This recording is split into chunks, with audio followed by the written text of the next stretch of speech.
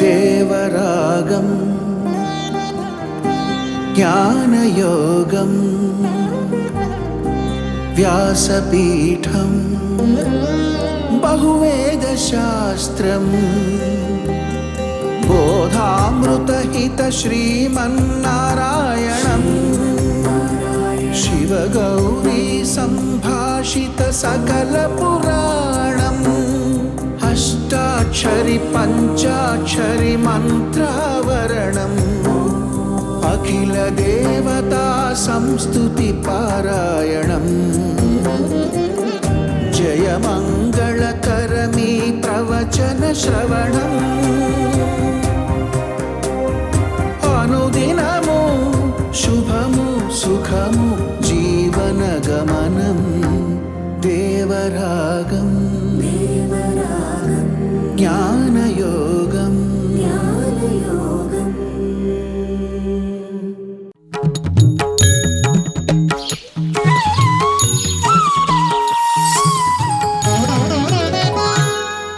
ఆపదామపహర్తారం దాతారం సర్వసంపదాం లోకాభిరామం శ్రీరామం భూయో భూయో నమామ్యహం.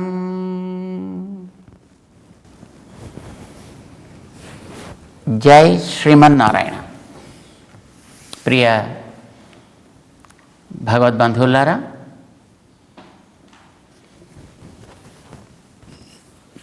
మార్గశిర మాసం ప్రారంభమైంది. భగవన్మాసం. కొంచెం పైకి వెళ్ళిన తర్వాత భగవద్గీతలో మాసానాం మార్గశీర్షోహం అనే భగవంతుడు చెప్తాడు. భగవంతుడి మాసం ఈ మాసం. ఆ భగవంతుడి యొక్క ఉపదేశ అమృత సారాన్ని మనం ఆస్వాదించాలి అని అనుకుంటున్నాం. గత కొద్ది కాలంగా భగవద్గీత సారాన్ని మనం ఆస్వాదిస్తున్నా, అది ప్రవచన రూపంగా ఆస్వాదిస్తున్నాం. ఎక్కడ ఆరంభమవుతోందో, ఏ శ్లోకం ఆరంభమవుతోందో, ఏ శ్లోకంలో మనం సాగుతున్నామో అప్పుడప్పుడు మనకి తెలియకపోయినా భగవద్గీత తాత్పర్యం ఇది అని దాన్ని మనం అనుసంధానం చేసుకుంటున్నాం. 6 అధ్యాయాల గ్రంథాన్ని మనం ఇంతవరకు చెప్పుకోగలిగాం. 7వ అధ్యాయం నుంచి ప్రకరణం మారుతుంది. భగవద్గీతలో 3 భాగాలు ఉన్నాయి కదా. మొదటి 6 అధ్యాయాలు ఒక భాగం, రెండవ 6 అధ్యాయాలు ఇంకొక భాగం, మూడవ 6 అధ్యాయాలు ఇంకొక భాగం. మొదటి 6 అధ్యాయాల్ని ఆత్మషట్కం అని అంటాం. ఆత్మతత్వాన్ని గురించే దాంట్లో ప్రస్తావన ఉంటుంది. ఇతర పదాలు మనకు అప్పుడప్పుడు వినిపిస్తున్నా, పరమాత్మ లాంటి పదాలు వినిపిస్తున్నా, లక్ష్యం మనకి దాంట్లో ఆత్మ మాత్రమే. ఆత్మ అంటే మనం కదా, మనమే లక్ష్యం. దాంట్లో మనని మనం ఏ రకంగా దర్శనం చేయాలి, తెలుసుకోవాలి, మన గురించినటువంటి ఒక స్పష్టత మనకి ఎట్లా ఏర్పడాలి, ఇదే దాంట్లో తాత్పర్యం. భగవంతుడు అప్పుడప్పుడు తనను గురించి ప్రస్తావన చేసిన ఈ ఆత్మ సాక్షాత్కారం కోసం ఏం చేయాలి, ఎలా చేయాలి అనేదాన్ని తెలపడం మాత్రమే లక్ష్యంగా ఆ గ్రంథం సాగింది. మొదటి 6 అధ్యాయాల గ్రంథం కూడా. 6వ అధ్యాయం చివరికి వచ్చిన తర్వాత అందులో ఆత్మను గురించి ప్రయత్నం చేయడం చాలా మంచిది, కానీ నా గురించి ప్రయత్నం చేసేవాడంటే నాకు చాలా ఇష్టమయా అని చెప్పాడు ఆయన. అయితే నువ్వెవరు అని ప్రశ్న వచ్చింది అర్జునుడికి. ఇప్పుడు శ్రీకృష్ణుడు భగవత్తత్వంగా తాను ఎవడు, ఎలా ఉంటాడు, ఎందుకు అలానే ఉంటాడు, ఈ విషయాన్ని చెప్పాల్సినటువంటి అవసరం ఏర్పడింది. 7వ అధ్యాయం దగ్గర నుంచి 12వ అధ్యాయం దాకా అద్భుతమైనటువంటి ఒక గ్రంథం సాగుతుంది. దాంట్లో భగవంతుడు అర్జునుడికి తన యొక్క విరాట్ రూపాన్ని చూపించి, ఇలా తానుంటాను సుమా, ఇలాంటి తనని ఆశ్రయించడం కానీ సేవించడం కానీ పెద్ద శ్రమతో కూడుకున్నటువంటి పనేం కాదు. వీళ్ళు మాత్రమే సేవించాలి, వీళ్ళకి మాత్రమే అధికారం అనేటటువంటి ఒక పరిమితి ఏమీ లేదు సుమా. అందరికీ ఎన్ని రకాలైనటువంటి దోషములు చేసిన వాడికైనా వాడికి మనసు బాగుపడి మళ్ళీ తను ఉజ్జీవన మార్గంలో సాగాలి అని అనుకుంటే నన్ను చేరడానికి అధికారం ఉంటుంది సుమా. అలా నేను వాడిని తయారు చేసుకుంటా. ఇది భగవంతుడు 7 దగ్గర నుంచి ప్రారంభించి 12 దాకా సాగిన దాంట్లో అలా భగవంతుణ్ణి ఆశ్రయించడానికి వీలుగా ఆయన గురించి తెలుసుకోవడం, ఆయనలో ఉండేటువంటి విలక్షణతని గుర్తించడం, ఇదంతా జ్ఞానము విజ్ఞానము అని ఒక పేరు పెట్టి ప్రారంభం చేశాడు. జ్ఞానము అనంటే తను ఈ జీవుల కంటే వేరు, ఈ జీవులని ప్రకృతిని తయారు చేసేటువంటి వ్యక్తి తాను, ఇంతవరకు తెలిస్తే చాలు. ఆ విలక్షణత అనేది ఎలా ఉంటుంది, అతను ఏమేం చేస్తాడు, వీటిని గురించి కూడా తెలుసుకోవాలి. దాని పేరు విజ్ఞానము అని పేరు పెట్టాడు. సో జ్ఞానము విజ్ఞానము ఈ రెంటిని గురించి నేను తెలియజేస్తానని ప్రారంభం చేసి భగవత్తత్వాన్ని వివరించడం, ఆ భగవత్తత్వం ఏ రకంగా జీవులకు ఒక్కొక్కరికి వారి కోరుకున్న వాటిని ఇవ్వడానికి, అది ఆరాధనలో అందుకోవడానికి సిద్ధంగా ఉంటుంది అనే విషయాన్ని, ఎవరి విషయంలోనూ నిష్పాక్షికంగా ఉంటుంది అనేటటువంటి ఒక తత్వాన్ని, ప్రపంచంలో ఉండే ప్రతి వస్తువుకి కూడా ఆధారం తానే అనేటటువంటి ఒక రహస్యాన్ని, అది ఎలా ఉంటుంది అనేది చూడాలనిపించినప్పుడు తన యొక్క విరాట్ రూప సందర్శనాన్ని, అయితే దాన్ని ఏ భయంతోటో మరొక దాంతోటో ఆరాధించడం కాకుండా ప్రేమతోటి సేవించడం అనేటటువంటిది ప్రధానం కనుక భగవద్ విషయంలో ఉండేటటువంటి ప్రేమకే భక్తి అని పేరు. అది ఏ స్థాయిలో ఉండేటువంటి వ్యక్తికి ఏ రకంగా ఉంటుంది, దాన్ని ఎట్లా అభ్యసించాలి, ఈ విషయాలన్నింటినీ కూడా 12వ అధ్యాయం దాకా చెప్పాడు ఆయన. అందుకోసమనే 7 దగ్గర నుంచి 12వ అధ్యాయం దాకా ఉండేటటువంటి గ్రంథాన్ని, 6 అధ్యాయాల గ్రంథాన్ని భక్తి షట్కం అని పేరు పెట్టి పిలుస్తారు. మొదటిది ఆత్మ షట్కం, ఆత్మని గురించినటువంటి 6 అధ్యాయాలని కలిగిన భాగము. రెండవది భక్తి షట్కం, భగవత్ ప్రేమ తత్వాన్ని గురించినటువంటి వివరణని ఇచ్చే 6 అధ్యాయాలు ఉండే గ్రంథం.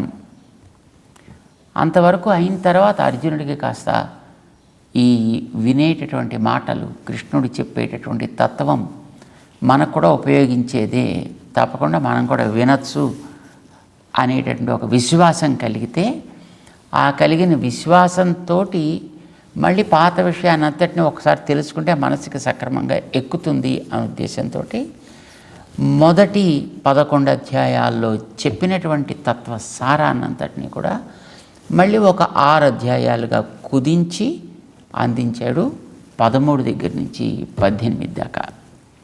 ఇలాగ 3 షట్కాలు అని అంటాం. అందులో మొదటి షట్కం పూర్తయిపోయింది. అభ్యాసం చేయాల్సింది మనని గురించి తెలుసుకోవడం కోసమని, మిగతా వాటి గురించి తెలుసుకోవడానికి మనకి అభ్యాసం అవసరమే, కానీ అదే ప్రధానం కాదు. పునాది ఒకసారి కనుక గట్టిగా ఏర్పడితే ఒక భవనానికి పైన మనం కట్టుకునేటటువంటి అంతస్తులు ఎన్ని కట్టుకుంటున్నా ఇబ్బంది ఉండదు కదా. పునాదిని గట్టిపరచుకోవడం అనేటువంటి ప్రధానం. మనం సుమారు 30-40 అంతస్తులు కట్టడానికి వీలయ్యేంత పునాది కింద వేసి స్థిరంగా పెట్టామనుకోండి, నీకు ఓపిక ఉంటే 4 కట్టు, ఓపిక ఉంటే 5 కట్టు, ఓపిక ఉంటే 6 కట్టు, 10 కట్టు, 15 కట్టు, 20 కట్టు, లేదు ఒక్కటే వేసుకో. ఒకసారి వేసిన తర్వాత మళ్ళీ పునాది వేయడం చాలా కష్టం కదా. చేత పునాది కనుక స్థిరంగా వేసినట్లయితే ఆ తర్వాత ఎన్ని అంతస్తులైనా పైకి కట్టుకుంటూ మేడ ఎలాగైతే తీసుకెళ్ళిపోవచ్చో అట్లాగా మొదటి 6 అధ్యాయాల్లో వేసే పునాదే చాలా స్థిరమైనటువంటి పునాది మనకి ఏర్పడాలి. అందుకే 6 అధ్యాయాల్లో చెప్పినటువంటి అభ్యాస విషయాలు మనకి చాలా గహనమైనవి, చాలా ప్రాక్టికల్గా ఉండేటటువంటి అంశాలను కూడా దాంట్లో ఆయన ప్రస్తావించడం జరిగింది. మనస్సుని ఎట్లా నిగ్రహించాలి, అలవాట్లని ఎట్లా మనకి నిగ్రహించాలి, చేసేటువంటి ప్రతి పనిని కూడా మనం యజ్ఞంగా మార్చి ఎట్లా చేయాలి, అసలు యజ్ఞం అంటే ఏమి, సామాన్యంగా అందరూ చెప్పుకునేటువంటి యజ్ఞం అంటే ఏమిటి, మనం ప్రత్యేకించి తెలుసుకోవలసిన యజ్ఞం అంటే ఏమిటి, అది ఎట్లా చేస్తాము, చేస్తే అది సరి అయినటువంటి యోగ్యమైనటువంటి యజ్ఞము అవుతుంది. ఈ విషయాలన్నీ కూడా దాంట్లో చాలా కూలంకషంగా చర్చించడం జరిగింది, విస్తరించి మనకి వివరించడం కూడా జరిగింది. చేత ప్రధానంగా తెలుసుకోవాల్సిన పునాది వరకు గట్టిపడ్డట్టే. ఇక దానిపైన మనం నిర్మించేటటువంటి భవనం హాయిగా మన దారిని మనం నిర్మించుకుంటూ సుఖంగా వెళ్ళిపోవచ్చును అనేది ఒక అభిప్రాయం. అందుకోసమనే మొదటి 6 అధ్యాయాల దాకా సాగినటువంటి గ్రంథంలో బహుశా అధిక భాగం అదొక ఉపన్యాస క్రమంలో మనం చెప్పుకున్నాం. దాని తత్వాన్ని అర్థం చేసుకునే ప్రయత్నం చేశాం. అభ్యాసం చేయడానికి కూడా ఏం చేయాలో మనం దాంట్లో తెలుసుకున్నాం. దాన్ని మనం మనసుకి కనుక జాగ్రత్తగా పట్టించుకోగలిగితే మనకి పునాది గట్టిపడ్డట్టే లెక్క.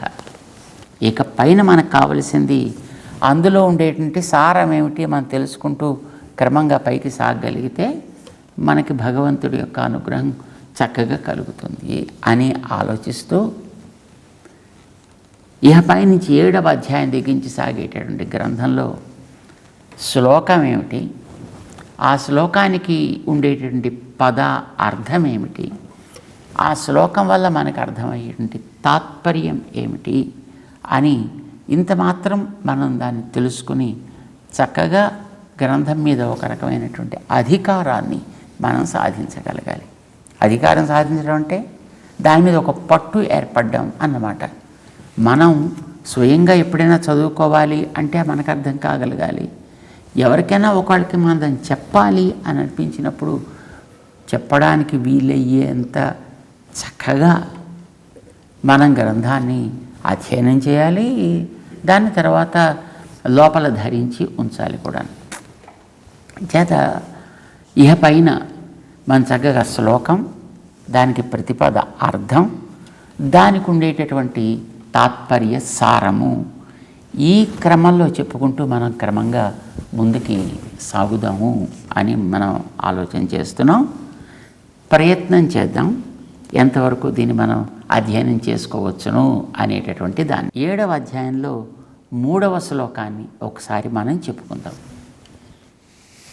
3వ శ్లోకంకి రావడానికి ముందర భగవంతుడు జ్ఞాన విజ్ఞానాలని గురించినటువంటి విషయాన్ని చెప్పాడైనా 7వ అధ్యాయం ఒకటి కనుక మనకి తెలిసినట్లయితే అసలు ఇంకా తెలుసుకోవలసిందంటూ ఏది ఉండదు అనే విషయాన్ని కూడా మనకి స్పష్టం చేశాడు.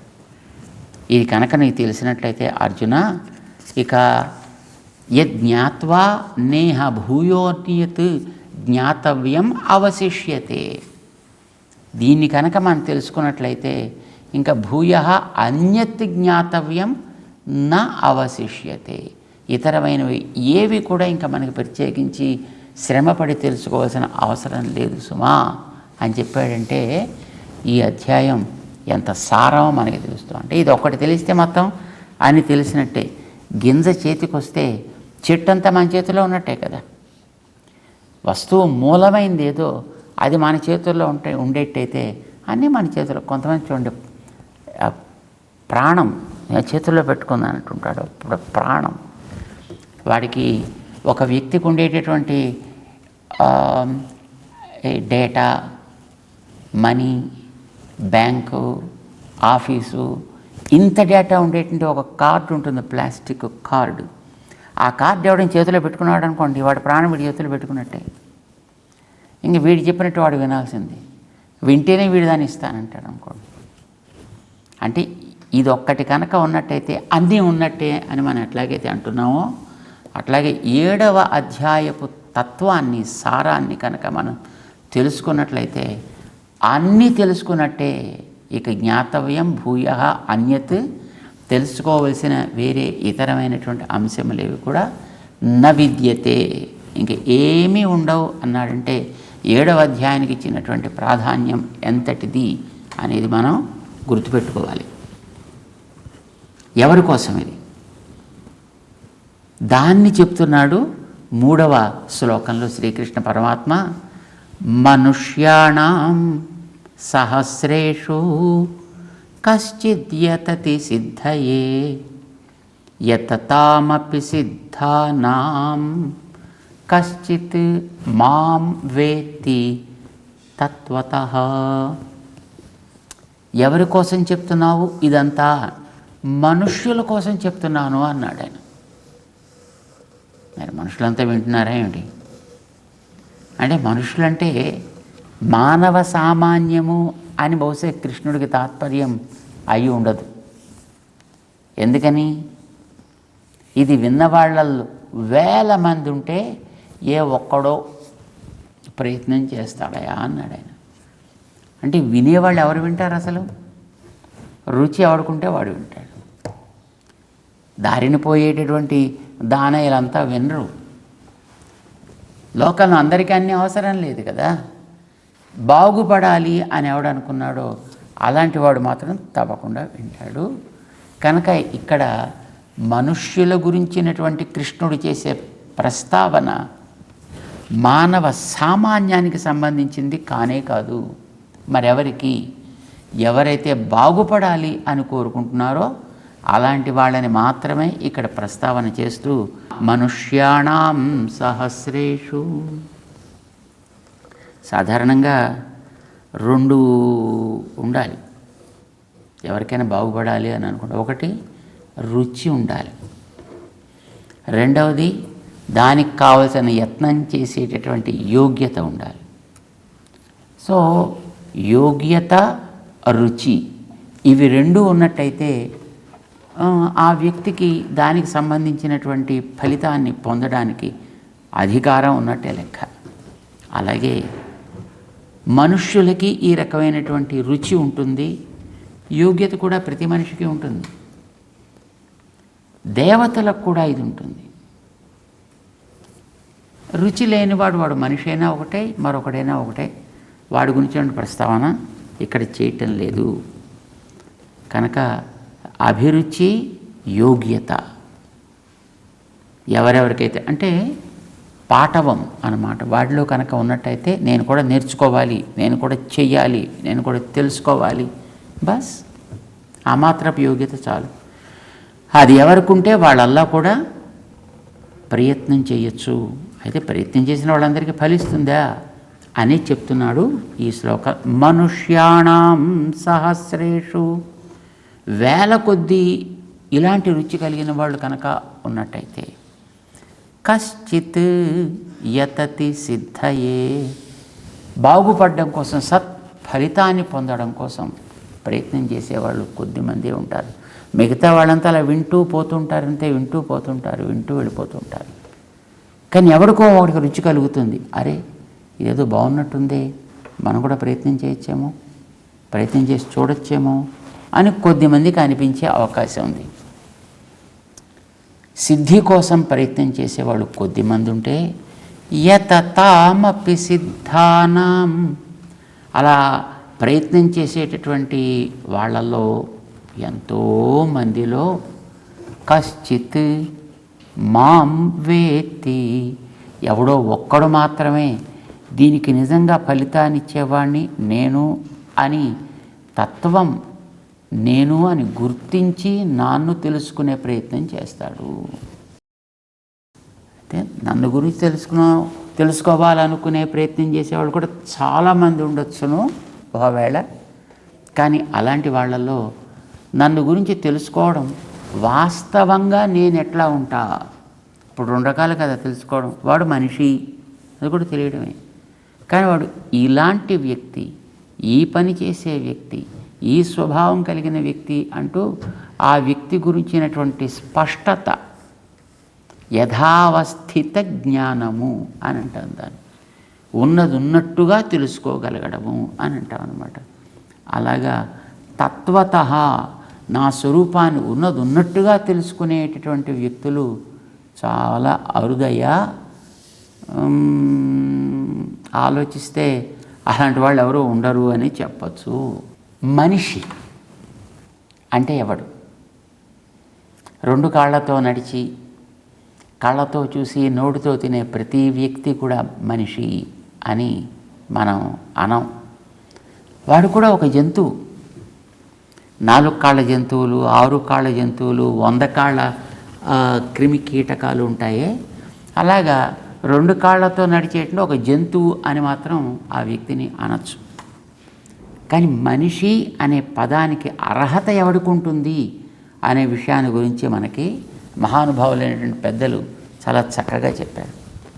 ఏమిటి మనిషి అనేవాడికి ఉండే అధికారం? మత్వా కర్మాణి సీవ్యతి ఇది మనుష్య అంటారు. అంటే 2 పనులు చేయాలి వాడు. ఒకటి మత్వా, మనస్సుని వాడాలి. రెండవది కర్మ సీవనము చేయాలి. కర్మాణి సీవ్యతి. ఏమిటి మననం చేయడం అని అంటే, మిగతా ప్రాణికోటికి, మన ప్రపంచంలో చూసేటటువంటి ప్రాణికోటికి, అవి తిరియక్ జంతువులు కావచ్చు, లేకపోతే మనుషులు లాంటి ప్రాణులు కావచ్చు, ఎవరికైనా మనస్సు అనేది ప్రధానంగా కలిగిన ప్రాణి మనిషి. మిగతా వాటికి మనస్సుతోటి పెద్ద పని లేదు, యాంత్రికంగా సాగే ప్రవృత్తి వాటిది. అంటే రియాక్షన్ అండ్ రెస్పాండింగ్ 2 పదాలు మనం ఇంగ్లీష్లో వాడుతుంటాం. రియాక్షన్ అనేది వేరు, రెస్పాండింగ్ అనేది వేరు. రియాక్షన్ అంటే అది చప్పట కొట్టడం, ఇలా వెనక్కి చూస్తాడు, దట్స్ ఏ రియాక్షన్. అదొక చర్యకి జరిగే ప్రతిచర్య, అంతే. ప్రతిచర్య వేరు, ఆలోచించి పని చేయడం వేరు. ఆలోచించి పనిచేసే స్థితి మనిషికి మాత్రమే ఉంటుంది. మిగతా వాటికి యాంత్రికంగా సాగేటటువంటి ఒక చర్యకి సాగే ప్రతిచర్య మాత్రం సాగుతూ ఉంటుంది. ఏ జంతువులకైనప్పటికీ కూడా అంతే అన్నమాట.